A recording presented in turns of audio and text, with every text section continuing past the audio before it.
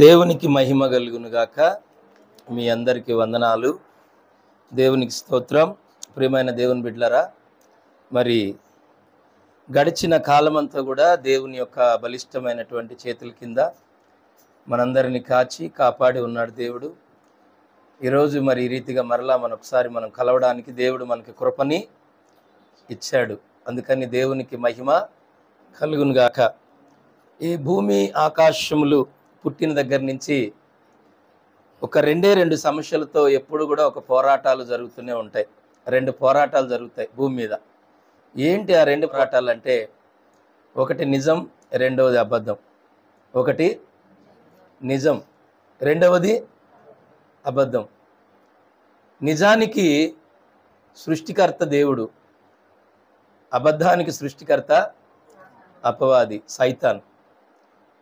నిజానికి సృష్టికర్త దేవుడు యేసుక్రీస్తు ప్రభువారు, అబద్ధానికి సృష్టికర్త అపవాది.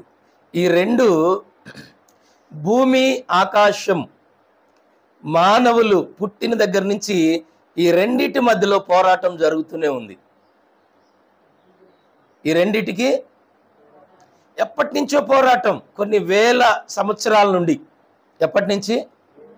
కొన్ని వేల సంవత్సరాల నుండి దేనికి పోరాటాలు జరుగుతున్నాయి?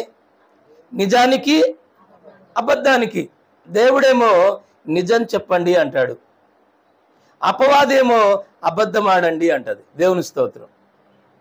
దేవుడేమో నిజం చెప్పండి, అపవాదేమో అబద్ధం చెప్పండి. హిందువులకైనా, ముస్లిం అయినా, క్రిస్టియన్ అయినా కులం లేదు, మతం లేదు. దేవుడు సృష్టించింది మనిషిని. దేవుడు ఎవరిని సృష్టించాడు?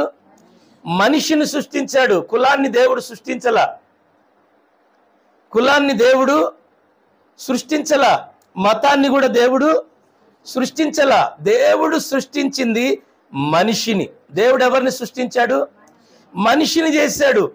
ఈ మతాన్ని, కులాన్ని సృష్టించింది మానవుడు, అపవాది. అపవాది మానవుడితో కలిసి భేదాలను సృష్టించింది. ఎవరితో కలిసి? మానవుడితో కలిసి. నువ్వు ఎక్కువ కులం, వాళ్ళు తక్కువ కులం, వాళ్ళు ఉన్నోళ్ళు, వీళ్ళు లేనోళ్ళు, వాళ్ళది అది, వీళ్ళది ఇది అని చెప్పేసి ఈ యొక్క కల్పితాలు, ఈ కల్పితాలను ఈ యొక్క సృష్టించింది ఎవరంటే అపవాది. అపవాది ఒక్కడే చేయలా, అపవాది మనిషిని ఆకర్షించుకొని చేసింది. దేవుని స్తోత్రం. ఎవరైతే, ఏ మనిషి అయితే అపవాదికి లోబడతాడో ఆ మనిషి అపవాది కల్పితాల మధ్యలో ఉంటాం. దేవుని స్తోత్రం. హల్లెలూయా చెప్తారా? హల్లెలూయా. అయితే ఈ సృష్టి ఆరంభం నుంచి కూడా దేవుడు ఉన్నాడు, అపవాది కూడా ఉంది. మీకు అర్థమవుతుందా? ఈ సృష్టి ఆరంభం కాకముందు నుంచి, ఈ సృష్టి ఆరంభం నుంచి కూడా దేవుడు ఉన్నాడు, అపవాది కూడా ఉంది. దేవుడు ఆత్మస్వరూపి అయి ఉన్నాడు, అపవాది కూడా దురాత్మే. దేవుడు ఆత్మే, దయ్యం కూడా ఆత్మే. దేవుడు కనబడుతున్నాడంటే కనబడుతున్నాడా? కనబడట్లేదు. మరి దయ్యం కనపడుతుందా? కనబడట్లేదు. మరి ఈ రెండు ఎలా కనబడతాయి? ఈ రెండు ఎలా కనపడదంటే, మనిషి, ఒక మనిషి తన యొక్క వైఖరిని బట్టి, తన నడకను బట్టి, తన ఆలోచన, తన చూపు, తన తలంపు, తన నడక, తన ప్రవర్తన, తను చేసేటువంటి ప్రతి పనిని బట్టి ఆ వ్యక్తిలో ఎవరు పని చేస్తున్నారో కనుక్కోవచ్చు. Praise the lord. హల్లెలూయా. ఒక వ్యక్తిని దేవుడు వాడుకుంటే దైవికమైనటువంటి లక్షణాలు కనపడతాయి. ఒక వ్యక్తిని దయ్యం వాడుకుంటే దయ్యానికి సంబంధించిన లక్షణాలు కనబడతాయి. ఈ రెండు మనం క్లారిటీగా చెప్పొచ్చు. ఈ రెండు కూడా క్లారిటీగా మనము చెప్పొచ్చు. మనిషిని ఇద్దరు వాడుకుంటారు. ఎవరు వాడుకుంటారు? ఒకటి దేవుడు వాడుకుంటాడు, ఒకటి దయ్యము వాడుకుంటుంది. దేవుడికి మనిషే కావాలి, దయ్యానికి కూడా మనిషే కావాలి. ఇప్పుడు దేవుని స్వాధీనంలో ఎంతమంది ఉన్నారు? దయ్యం స్వాధీనంలో ఎంతమంది ఉన్నారంటే, దేవుని స్వాధీనంలో చాలా తక్కువ మంది ఉంటారు. దేవుని స్వాధీనంలో చాలా తక్కువ మంది ఉంటారు. దయ్యము స్వాధీనములో మాత్రము చాలా మంది ఉంటారు. దేవుని స్తోత్రం. దేవుని వాక్యమే చెప్తుంది, నాశనమునకు పోవు మార్గము విశాలము. దేవుని మార్గానికి వెళ్ళాలంటే అది ఇరుకైన ద్వారం. దేవుని మార్గము ఇరుకైనది, అది విశాలంగా ఉండదు, అది ఇరుకు. ఎందుకంటే ఇరుకైన మార్గంలో పోరాటాలు ఉంటాయి, కష్టాలు ఉంటాయి, నిందలుంటాయి, అవమానాలు ఉంటాయి, ఇవన్నీ ఉంటాయి కనుక ఇరుకైన మార్గంలో ప్రవేశించడానికి చాలా మంది ఇష్టపడరు. మరి అపవాది మార్గము విశాలంగా ఉంటుంది, ఆ మార్గంలో పోవడానికి అందరూ ఇష్టపడతారు. ఎందుకంటే ఆడేమి పెద్ద కష్టాలు ఉండవు, ఆడేమి నిందలు ఉండవు, అవమానాలు ఉండవు, ఏవి కూడా అక్కడ ఉండవు. కావలసినట్టుగా సంపాదించుకోవచ్చు, కావలసినట్టుగా తిరగొచ్చు, కావలసినట్టుగా ఎంజాయ్ చేసుకోవచ్చు, తాగొచ్చు, వారి ఇష్టము, తినుము త్రాగుము సుఖించుము, ఎంజాయ్. దేవునికి మహిమ కలుగును గాక. హల్లెలూయా. అడిగే వాళ్ళు ఎవరు ఉండరు అక్కడ. ఏ కట్టడలు ఉండవు, అద్దు ఉండదు, అదుపు ఉండదు, ఏముండవు, ఎంజాయ్, ఇష్టం. దేవుని స్తోత్రం. అదే దేవుని మార్గంలో అది ఇరుకు ద్వారం. అదే ద్వారం ఇరుకు ద్వారం. దానిలో ప్రవేశించాలంటే దాంట్లో కొన్ని కట్టడలు ఉంటాయి, కొన్ని నియమాలు ఉంటాయి, కొన్ని నిబంధనలు ఉంటాయి, కొన్ని ఆజ్ఞలు ఉంటాయి. ఇవన్నీ అనుసరించి మనిషికి నడవాలంటే బోళ్ళంత కష్టం, బోళ్ళంత కష్టం. చాలా కష్టపడతాడు. దేవుని మార్గంలో నడవాలంటే చాలా కష్టం. అదే దయ్యం మార్గంలో నడవడానికి కష్టమే లేదు, ఏ కష్టము లేదు. ఇప్పుడు నేను ఒక పాస్టర్ని, వైన్స్ కార్డ్ నిలబడితే నాకు ఎంజాల్లో చాలా మంది పాస్టర్లు చెప్పేసుకుంటారు. ఎవరో ఒకరు నన్ను చూశారంటే వెళ్ళిపోతుంది వార్త, ఈ చుట్టుపక్కల అందరికీ తెలిసిపోద్ది, పాస్టర్ ఏలియారాజు గారు మంద అవుతున్నారు, వైన్స్ కార్డ్ నిలబడ్డారని. అదే వేరే వాళ్ళు నిలబడి పెద్ద ఇంపార్టెంట్ ఏమి ఉండదు. మరి నేను నిలబడితే ఏంటి ఆ సమస్య అంటే, మరి అదే నేను దైవికమైన మార్గంలో ఉన్నా, నేను దేవుని గురించి బోధిస్తున్నా, నేను దేవుని సన్నిధిలో ఉన్నాను, దేవుణ్ణి కలిగి ఉన్నాను, క్రీస్తుని కలిగి ఉన్నాను, నేను దేవుని ఆత్మ కలిగి ఉన్నాను, నేను వాక్యాన్ని బోధిస్తున్నాను, నేను చర్చికి వెళ్తున్నాను, ప్రార్థన చేస్తున్నాను కనుక నేను ఒక ప్రత్యేకమైనటువంటి ఒక పాత్రగా దేవుని చేతిలో ఉన్నాను. అందుకనే నేను ఆ స్థలంలో నిలబడినప్పుడు వెంటనే ప్రచారం జరుగుతుంది. అదే వేరే వ్యక్తి ఎవరు నిలబడితే ఆ వ్యక్తిని ఎవరు పట్టించుకోరు. అదే లోక సంబంధములు ఉన్నటువంటి ఒక వ్యక్తికి, దైవికంగా ఉన్నటువంటి ఒక వ్యక్తికి ఉన్న తేడా ఇదే. దయ్య మార్గంలో నడిచే వ్యక్తికి ఎవరు అడగరు, దేవుని మార్గంలో నడిచే వ్యక్తి మీద అన్ని కళ్ళు ఉంటాయి. దేవుని స్తోత్రం. అన్ని కళ్ళు ఉంటాయి, దయ్యం కళ్ళు ఉంటాయి, దేవుని కళ్ళు ఉంటాయి, పరిశుద్ధుల కళ్ళు కూడా ఉంటాయి, అందరి కళ్ళు ఉంటాయి. దేవుని స్తోత్రం. కాబట్టి దేవుని బిడ్డలైనటువంటి మీరు చాలా జాగ్రత్తగా ఉండాలి. ఎలా ఉండాలి? జాగ్రత్తగా ఉండాలి. నాశనమునకు పోయే మార్గము విశాలంగా ఉంటుంది, చాలామంది వెళ్ళిపోతారు. కానీ దేవుని మార్గము అది ఇరుకైన ద్వారం, అది చాలా సంకుచితంగా ఉంటుంది. దేవుని స్తోత్రం. అది ఇరుకైన ప్లేసు. అందుకనే దేవుడు అంటాడు, పిలువబడిన వారు అనేకులు ఉన్నారు, ఏర్పరచబడిన వారు కొద్ది మందే. చాలా మందిని మనం పిలుస్తాం, చర్చికి రండి, ప్రార్థనకు రండి అంటాం, చాలా మందిని పిలుస్తాం. యేసుక్రీస్తు ప్రభువారు ఆత్మ భారము కలిగి, ఆత్మ ప్రేరేపణ కలిగి అనేకులను ఆయన పిలవమని చెప్తాడు. అనేకులను మనం పిలుస్తాం, వాళ్ళ ఇంటికి వెళ్ళి వాళ్ళని బ్రతిమలాడి పిలుస్తాం. కానీ పిలువబడిన వారు అనేకులు ఉంటారు, కానీ ఏర్పరచబడ్డ వారు కొద్ది మందే ఉంటారు. దేవుని స్తోత్రం. హల్లెలూయా చెప్తారా? హల్లెలూయా. ఆ ఏర్పరచబడిన వారిలోనే పరలోకం ఉంది. Praise the lord. పరలోకం ఎవరిది? ఏర్పరచబడ్డ వారిది. పిలువబడిన వారిది పరలోకము కాదండి. ఎవరిది పరలోకం? పరలోకం ఎవరిది? ఏర్పరచబడిన వారు. ఏర్పరచబడటం అంటే వీళ్ళు లోకములో నుండి ఏర్పరచబడ్డారు. దేనిలోంచి ఏర్పరచబడ్డారు? లోకములో నుంచి వచ్చారు బయటికి. పాపములో నుండి వచ్చారు, వ్యసనములో నుండి వచ్చారు, అబద్ధాలు, మోసాలు, బూతులు, లోక సంబంధమైన ఆశలు, కోరికల్లో నుంచి వీళ్ళు సమస్తమును విడిచిపెట్టి మొత్తాన్ని వదిలేసుకొని దేవుని కొరకు ప్రత్యేకంగా వీళ్ళు వచ్చారు. దేవుని స్తోత్రం. వీళ్ళే కదా ఏర్పరచబడిన వారు. ఏర్పరచబడటం అంటే ఏంటి? లోక సంబంధమైన వాటన్నిటినీ వదిలేసి రావడం. దేవుని స్తోత్రం. పిలువబడిన వారంటే ఎవరు? ఇంకా వీళ్ళు లోకములోనే ఉన్నారు, వదిలేసి రాలేకపోతున్నారు.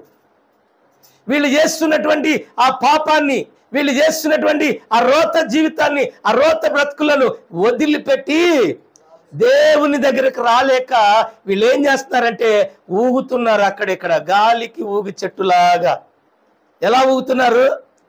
గాలికి ఊగే చెట్టు వలే ఉన్నారు. అట ఇట, ఇట అట అన్నట్టు నడి మధ్యలో ఉండి ఊగుతూ ఉన్నారు. వీళ్ళకి ఏంటంటే ఇటు వస్తే పరలోకానికి వారసులు అవుతారు, ఒకవేళ నడి మధ్యలో ఉండి ఊగుతూ ఉంటే నరకానికి వారసులు అవుతారు. దేవుని స్తోత్రం, హల్లెలూయా. ఎంతకంటే గొప్ప సత్యం ఏమీ లేదు ఇంకా. కాబట్టి ఈ భూమి పుట్టిన దగ్గర నుంచి రెండిటికే పోటీ, రెండిటికే పోరు, రెండిటి మధ్యలోనే సమస్య. ఏంటంటే ఒకటి నిజం, ఒకటి అబద్ధం. ఈ రెండే నడుస్తున్నాయి. ఒకటి సత్యం, రెండోది అసత్యం. సత్యానికి అసత్యానికే పోటీ. సత్యాన్ని ప్రకటిస్తే రాళ్లతో కొడతారు, సత్యాన్ని ప్రకటిస్తే ఉమ్మేస్తారు, సత్యాన్ని ప్రకటిస్తే అవమానిస్తారు, సత్యాన్ని ప్రకటిస్తే ఏంది బే గోళ అంటారు. అదే అసత్యాన్ని ప్రకటిస్తే ఏమంటారు? ఇక్కడ పెద్ద తెరగట్టు సినిమా వేశారంటే ఏమంటారు? మొత్తం ఏకమవుతారు. దేవుని స్తోత్రం, హల్లెలూయా. అందరు ఏకమైపోతారు. అది సత్యం కాదు, అదంతా కూడా అసత్యమే. కానీ ఇది సత్యం. సత్యానికి సాతాను ఎప్పుడు కూడా విరోధమే. సత్యం ప్రకటిస్తున్నప్పుడు వాడికి సంబంధించినటువంటి వ్యక్తులను వాడు ఎప్పుడు లేపుతానే ఉంటాడు. రే వెళ్ళండి, ఆడు సత్యాన్ని ప్రకటిస్తున్నాడు, జనాల్ని మార్చాలనుకుంటున్నాడు, జనాల్ని మార్చడానికి ప్రయత్నం చేస్తున్నాడు. మీరు వెళ్ళండి, రాళ్లతో కొట్టండి, అవసరమైతే రోడ్డు మీద వేయండి వాడిని, వాడిని ఏదో రకంగా వాడిని రోడ్డు మీదకి లాగండి, వాడిని కొట్టండి, తిట్టండి, వాడి మీద నిందలేయండి, అవమానాలు చెప్పండి, వాడి గురించి చెడుగా మీరు ప్రచారము చేయండి. ఏదో రకంగా వాడు నోరు మూతపడాలి, అంతే, నాకు కావాలంటాడు అపవాది. ఏదో రకంగా వాడు నోరు మూతపడాలని వాడు ఏం చేస్తాడంటే అసత్యాపరులైనటువంటి కొంతమంది, వాక్యానికి విరోధులైన కొంతమంది, వాక్యము నచ్చని వారు కొంతమంది మన సంఘాలలోనే ఉంటారు. దేవుని స్తోత్రం. వాళ్ళని ఏర్పరచుకొని వాడు తీసుకొని వెళ్ళిపోతాడు బయటికి. ఎందుకంటే బయట నుంచి ఎవరో రారు, వీళ్ళు వెళ్ళి వాళ్ళతో కలిసి ఏం చేస్తారంటే ఇక్కడ చెప్పేది అసత్యమే. దేవుని స్తోత్రం. ఆయన సత్యాన్ని బోధించట్లేదు, ఆయన అసత్యాన్ని బోధిస్తున్నాడు అని చెప్పి వీళ్ళు వెళ్ళి వాళ్ళకి చెప్తే వాళ్ళకు ఊపు వస్తుంది అనమాట. ఏమొస్తుంది? వాళ్ళకు ఊపు వచ్చి వీళ్ళు నలుగురు పోతే వాళ్ళు ఒక 40 మందిని వేసుకొని వస్తారు. ఇదే సొసైటీలో జరుగుతుంది. సొసైటీలో జరిగేది ఇదే. యేసుక్రీస్తు ప్రభువారిని సిలువ వేయడానికి ఎవరి వల్ల కాల అమ్మా, ఏంటన్నారా? యేసు ప్రభుని సిలువ వేయడానికి ఎవరి వల్ల కాల? ఒక ఇష్కరియోతు వల్లే అయింది. ఇష్కరియోతునే పట్టుకుంది దురాత్మ. దయ్యం ఎవరిని పట్టుకుంది? ఇష్కరియోతుని పట్టుకుంది. ఇష్కరియోతు ఎవరు? యేసుక్రీస్తు ప్రభువారి యొక్క 12 మంది శిష్యులలో ఒక్కడు. మరి బయట జనాలు లేరా ఈయనని సిలువేయటానికి? ఈయనకి చాలా మంది బయట వ్యతిరేకస్తులు ఉన్నారు. ఎక్కడ దొరుకుతాడా, ఎప్పుడు దొరుకుతాడా, నరుకుదాం, అజ్జేద్దాం, ఇజ్జేద్దాం అని చెప్పి రకరకాలైనటువంటి ఆలోచనలు కలిగి బయట శత్రువులు చాలా మంది ఉన్నారు. ఎందుకు? ఈయన అసత్యాన్ని ఎదిరిస్తున్నాడు, అబద్ధాన్ని ఎదిరిస్తున్నాడు, లోక సంబంధమైన విచ్చలవిడిని ఈయన ఏం చేస్తున్నాడు? అల్లర్లను ఎదిరిస్తున్నాడు యేసు ప్రభు. ఈయన ప్రేమను పంచుతున్నాడు, సత్యాన్ని పంచుతున్నాడు, నిజాన్ని పంచుతున్నాడు. వీటికి వ్యతిరేకమైనటువంటి కొంతమంది మత పెద్దలు, కొంతమంది ఏం చేస్తున్నారు? ఈయన మీద కుట్ర పెట్టుకున్నారు, లేపేద్దామని. దేవుని స్తోత్రం. ఏం చేద్దాం? లేపేసిన తర్వాత విప్లవం పెద్దగా అయింది. లేపక ముందైతే 10 మందే ఉండే. లేపేసిన తర్వాత ప్రపంచమంతటికి ఆయన దేవుడు అయిపోయాడు. ప్రైజ్ ది లార్డ్, హల్లెలూయా. ఆ రోజు ఆ యెరూషలేములో, ఆ యొక్క దాన్ని ఏమంటారు, బెత్లెహేములో, ఆ నజరేతు వరకే తెలిసింది. యేసుక్రీస్తు ప్రభువుని ఎప్పుడైతే సిలువేశారో, ఎప్పుడైతే చంపేశారో, ఎప్పుడైతే తిరిగి లేశాడో, భూమి ఆకాశములకు ఆయన సృష్టికర్త అని తెలిసిపోయింది. ప్రపంచమంతటా పాకిపోయింది. ఆయన తప్ప వేరొక దేవుడు లేడని ప్రపంచానికి ప్రకటించబడింది. దేవుని స్తోత్రం. ఆయన తర్వాత అనేక మంది ఆయన శిష్యులు లేచారు. 2000 సంవత్సరాల నుంచి ఈ రోజు వరకు ప్రకటిస్తున్న ఇంకా తరగలేదు ఆయన మాటలు. దేవుని స్తోత్రం. హల్లెలూయా. క్రైస్తవుడు చచ్చిపోతే వాక్యం చచ్చిపోదు. దేవుని స్తోత్రం. వాక్యము, క్రైస్తవుడు చచ్చితే వాక్యం ప్రబలిల్లుతుంది. Praise the lord. సత్యం బయటికి వెళ్తా ఉంటది. క్రైస్తవుడిని చంపగలవు కానీ వాక్యాన్ని ఎవ్వరు చంపలేరు. దేవుని మహిమ కలుగును గాక. హల్లెలూయా. క్రైస్తవుడిని ఆపొచ్చు, వాక్యాన్ని అడ్డగించలేం, సువార్తను అడ్డగించలేం. సువార్త నిప్పు లాంటిది. దేవుని మహిమ కలుగును గాక. దేవుని వాక్యము నిప్పు లాంటిది కనుక దాన్ని ఎవ్వరు ఆపలేరు, అడ్డగించలేరు. ఒకవేళ అడ్డగించిన ఆపినా అది ఇంకా ప్రబలిల్లుతుంది. దేవుని స్తోత్రం. హల్లెలూయా. ఐగుప్తు దేశంలో ఫరో రాజు ఇశ్రాయేలును అణిచే కొంది వాళ్ళు ప్రబరిల్లారు. దేవుని స్తోత్రం. వాళ్ళు ఎంతైతే తక్కువ చేయాలనుకున్నాడు, ఎంతైతే అణచాలనుకున్నాడు, ఎంతైతే దిగజార్చాలనుకున్నాడు, వాళ్ళు అంతకంతకు ప్రబలిల్లుకుంటూ వచ్చారు. దేవుని స్తోత్రం. అంతకంతకు వారు ఆశీర్వదించబడ్డారు, అంతకంతకు వారు విస్తరించబడ్డారు. వారి జనాభా ఆ యొక్క దేశం తట్టుకోలేకపోయింది. హల్లెలూయా. రాబో దినాల్లో ఇదే జరుగుతుంది. దేవుని మహిమ కలుగును గాక. రాబోయే దినాల్లో జరిగేది ఇదే. దేవునికి స్తోత్రం. ఇప్పుడు ఎంత అణుస్తారో రాబోయే కాలంలో ఇక అణచలేరు. కారణం ఏంటంటే అది విస్తరించబడబోతుంది. Praise God. హల్లెలూయా. అది ప్రబలిల్లబడబోతుంది. ఇక దాన్ని ఆపడము ఎవరి వలన కూడా కాదు. ఒక దేవుడే ఆపుతాడు. ఇక ఆపితే దేవుని స్తోత్రం. దేవుడే చెప్తాడు, అరే బాబు ఇంక చాలు, నా సమయము వచ్చింది, ఇక నేనే వస్తున్నాను, ఇంక మీరు ఆపండి అంటాడు. దేవుని స్తోత్రం. అప్పటి వరకు యేసు క్రీస్తు గురించి ప్రకటించబడటం అనేది ఆగదు, ఆపలేరు కూడా. దేవుని స్తోత్రం. అది ఎవరి వలన కాదు. దేవుని వాక్యం నిప్పు లాంటిది. ఎక్కడంటించిన మొత్తం తగలబడుతుంది. గట్టిగా చెప్పండి. దేవుని వాక్యం ఎలాంటిది? ఒక నిప్పు లాంటిది. నువ్వు చిన్నగా అంటిస్తే చాలు, అదేమైతుంది? ఎంత పెద్ద దేశాన్నైనా కూడా వాక్యముతో కాల్చుకుంటూ వెళ్ళిపోతుంది. దేవుని స్తోత్రం. పాపమునంతా కాల్చివేస్తూ ఉంటది. ప్రియమైన దేవుని బిడ్డలారా, అందుకనే అపవాదిగాడు తెలివిగల్లోడు గనుక వాడు ఎవరిని ఏర్పరచుకున్నాడు? ఇస్కరియోతును ఏర్పరచుకున్నాడు. సంఘంలో ఉన్నోళ్ళే, మన ఇంట్లో ఉన్నోళ్ళే మనకు శత్రువులు అవుతారు, మన స్నేహితులే మనకు శత్రువులు అవుతారు, మన సంఘ బిడ్డలే మనకు శత్రువులు అవుతారు.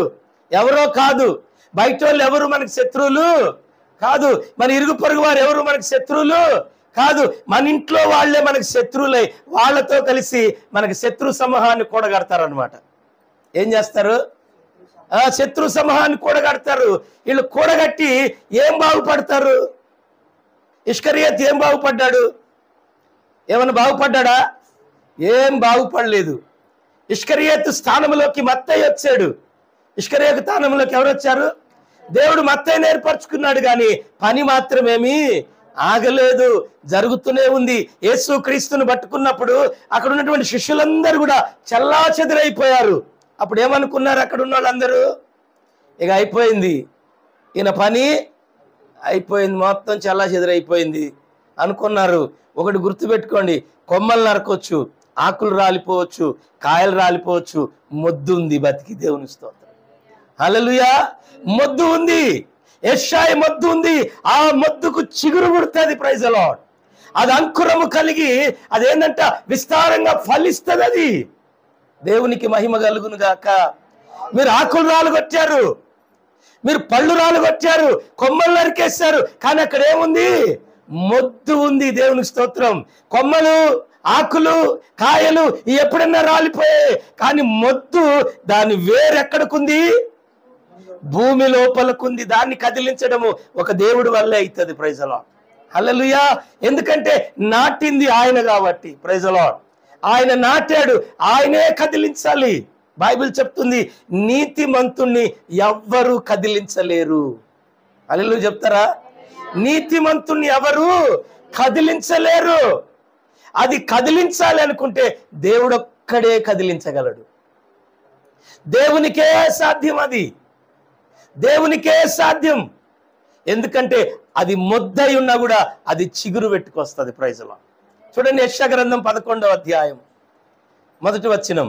యెషయా మొద్దు నుండి చిగురు పుట్టును, దాని వేరుల నుండి అంకురము ఎదిగి అది ఫలిస్తుంది. దేవునికి మహిమ కలుగును గాక. హల్లెలూయా. మీకు అర్థమైందా? ఏందంటే అది యెషయా మొద్దు. యేసుక్రీస్తు ప్రభువును పట్టుకున్నారు, శిష్యులంతా కూడా ఏమైపోయారు? చెల్లాచెదరైపోయారు. యేసుక్రీస్తు ప్రభువే మొద్దు. దేవునికి స్తోత్రం. మొద్దు ఎవరు? కొమ్మలు పోయినాయి, కొమ్మలన్నీ ఇరగొట్టేశారు, ఆకులన్నీ రాలగొట్టేశారు, కాయలన్నీ రాలిపోయినాయి. కానీ అక్కడ ఏముంది? మొద్దు ఉంది. ఆ మొద్దులో నుండే వస్తుందంట. Praise the lord. ఏమొస్తుంది ఆ మొద్దులో నుండి? చిగురు. చిగురు అంటే యేసుక్రీస్తు ప్రభువారు. దేవునికి స్తోత్రం. హల్లెలూయా. ఆ మొద్దులో నుండి చిగురు వస్తుంది. ఆ చిగురు ఏమవుతుందంట? అంకురము. కొమ్మలు కొమ్మలు కొమ్మలు కొమ్మలు కొమ్మలుగా వేసి అదేమవుతుందంట? ఫలించి అభివృద్ధి చెందుతుందంట. Praise the lord. హల్లెలూయా. ఏం జరుగుతుంది? అభివృద్ధి. దేవునికి మహిమ కలుగును గాక. ఈరోజు నువ్వు బ్రతుకుతున్న నీతిగా నువ్వు బ్రతుకుతున్నప్పుడు నిన్ను అవమానిస్తున్నారేమో, నిందిస్తున్నారేమో, నిందలేస్తున్నారేమో, నీ పేరు చెడ్డదంటున్నారేమో, నీ గురించి చెడుగా ప్రచారం చేస్తున్నారేమో, అంతా నీ ఆత్మీయ జీవితాన్ని నాశనం చేయాలని చెప్పి అపవాది ఎవరినైనా నీ పక్షం వాడుకొని అది గలిబిలి చేస్తుందేమో నిన్ను. అయినా పర్వాలేదు, ఒక్క దినము దేవుడు అంటున్నాడు నీలో నుండే చిగురు బయలుదేరబోతుంది. Praise the lord. హల్లెలూయా. నువ్వు ఫలించి అభివృద్ధి చెందుతావు. నువ్వు అనేకులకు దీవెనకరంగా మార్చబడతావు. దేవునికి స్తోత్రం. దేవుని వాక్యము ప్రకటించే ఏ వ్యక్తి నాశనం అయిపోడండి. దేవుని స్తోత్రం. హల్లెలూయా. దేవుని వాక్యము ప్రకటించే ఏ వ్యక్తి కూడా నాశనమైపోడు. ఆ వ్యక్తిని నాశనము చేయడం ఎవరి వల్ల కాదు. ఎందుకంటే దేవుని వాక్యం అంత శక్తి గలది. Praise the lord. అందుకనే బైబిల్ చెప్తుంది, నీతిమంతుడు 7 మారులు పడినా తిరిగి లెగుస్తాడు. నీతిమంతుడు పడిపోతాడు, నీతిమంతునికి కష్టాలు వస్తాయి, నీతిమంతునికి కూడా నిందలు వస్తాయి, అవమానాలు వస్తాయి, అన్నీ వస్తాయి. కానీ పడిపోయినా కూడా తిరిగి లెగుస్తాడంట. హల్లెలూయా. 7 మార్లు పడిపోయినా కూడా తిరిగి లెగుస్తాడు. దేవుడు లేపుతాడు. Praise the lord. హల్లెలూయా. దేవుడు ఏం చేస్తాడండి? లేపుతాడు. పడిపోయిన స్థలంలోనే, పడిపోయిన దగ్గరే దేవుడు నిన్ను ఉంచడు. పడిపోయిన స్థితిలో నిన్ను ఉంచడు. నీ ప్రార్థన దేవుడు వింటున్నాడు. నీ కన్నీళ్లు దేవుడు చూస్తున్నాడు. నీ విజ్ఞాపన దేవుడు చూస్తున్నాడు. నీ అంతరంగంలో ఉన్న ఆ తపన దేవుడు చూస్తున్నాడు. కాబట్టి ఖచ్చితంగా దేవుడు నిన్ను లేవనెత్తుతాడు. ఆమేన్. దేవుడు నిన్ను ఆశీర్వదిస్తాడు. ఎందుకంటే ఆయన నమ్మదగినవాడు. యెహోవాను ఆశ్రయించిన వారికి ఏ మేలు కొదువై ఉండదండి. హల్లెలూయా. యెహోవాను ఆశ్రయించిన వారికి ఏ మేలు కొదువై ఉండదు. ఆయన మేలు చేసే దేవుడే తప్ప కీడు చేసే దేవుడు కాదండి. దేవుని స్తోత్రం. హల్లెలూయా. ఆయన మేలు చేసే దేవుడు, కానీ కీడు చేసే దేవుడు కాదండి. కాబట్టి దేవుని యందు నమ్మిక ఉంచువారు సియోను కొండవలే ఎలా ఉంటారు? సియోను కొండవలే స్థిరంగా ఉంటారు. దేవుని స్తోత్రం. సియోను కొండలాగా నువ్వు స్థిరంగా ఉండాలంటే దేవుని యందు నీకేముండాలి? నమ్మకం. దేవుని పట్ల నీకు నమ్మకం ఉంటే ఒక కొండలాగా నువ్వు నిలబడతావు. Praise the lord. హల్లెలూయా. ఒక కొండలాగా ఉండాలి. తుమ్మితే ఊడిపోయే మీసంలాగా ఉండకూడదు. హల్లెలూయా. ఎలా ఉండకూడదు? తుమ్మితే ఊడిపోయే మీసంలాగా ఉండకూడదు. గబిక్కిన ఇది అతికించిన మీసం అనుకోండి నాది, తుమ్మితే ఏమైంది? ఊడిపోద్ది. ఎన్నిసార్లు తుమ్మితే అన్నిసార్లు ఊడిపోద్ది. అప్పుడు ఏం చేయాలి? ఇప్పుడు నేను దీన్ని తీసి పక్కనేయటమే. ఎందుకు? ఇది ఒరిజినల్ కాదు. దేవుని స్తోత్రం. ఇది ఒరిజినల్ కాదు.